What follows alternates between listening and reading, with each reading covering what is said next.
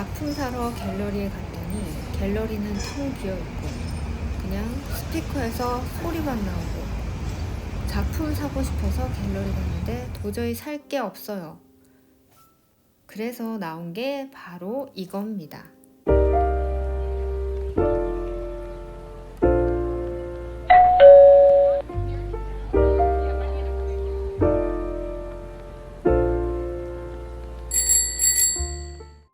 안녕하세요. 뉴욕TV 아트앤머니입니다.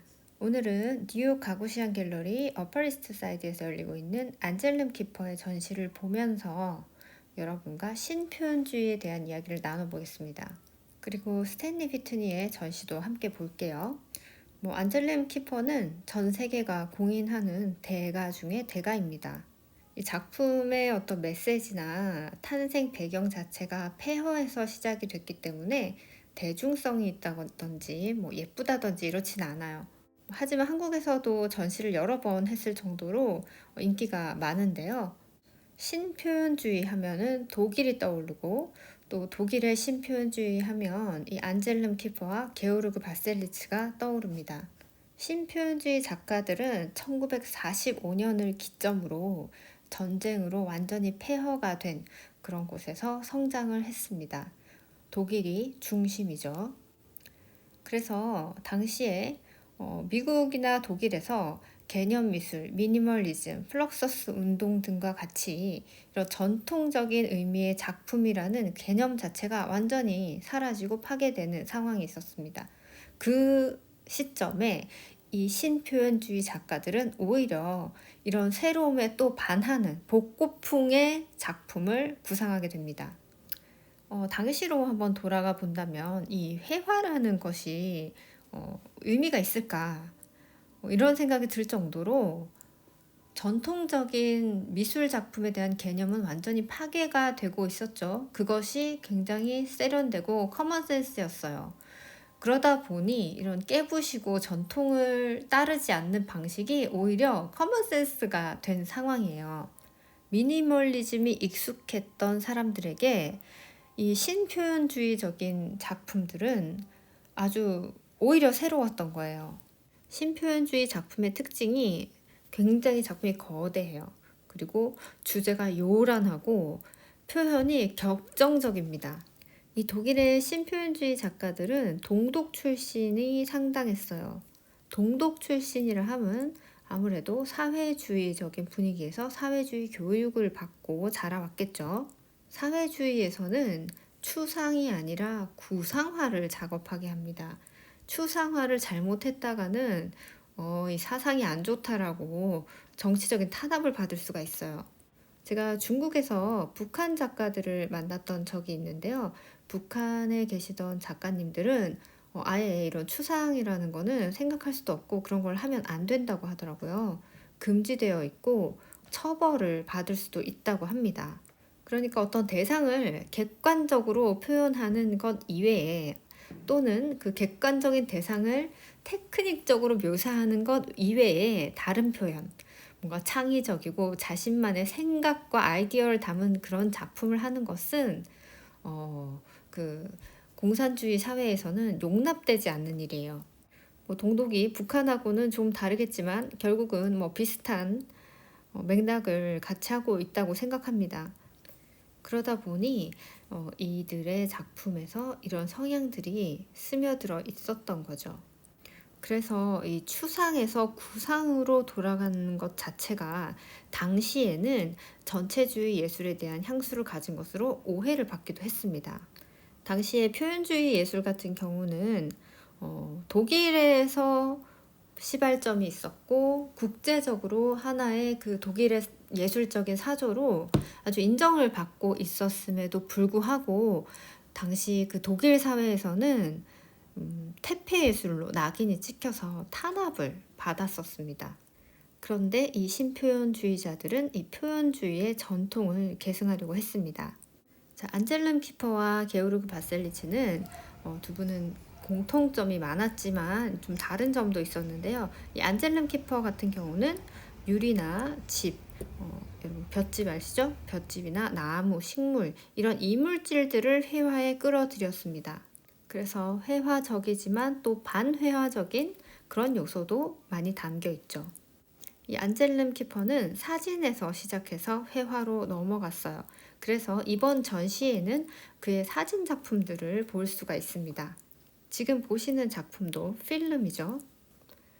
안젤름 키퍼가 살았던 당시의 나치는 독일의 역사와 신화를 전설로 확대시켜서 자신들의 파워를 정당화시키는 도구로 활용합니다. 그래서 안젤름 키퍼가 독일의 역사적 전통을 회복하고자 작품에 그런 소재들을 끌어들여 왔을 때 상당히 많은 오해를 받았습니다. 특히 아우슈비츠를 다룬 파울 첼란의 시 죽음의 푸가에서 영감을 받아서 인물화 작업을 하기 시작했는데요. 하이데거나 몰트케, 비스마르크 같은 그런 유명한 인물들을 다루었죠. 이렇게 그 나치 시대에 단절된 독일의 어떤 문화적 전통을 이어보려는 노력을 계속 시도를 했으나 이 인물들 또한 나치와 직간접적으로 연결이 되어 있었기 때문에 이분이 젊었을 시절에 활발한 작품 활동을 했지만 이 작품을 보이는 것이 쉽지 않았어요.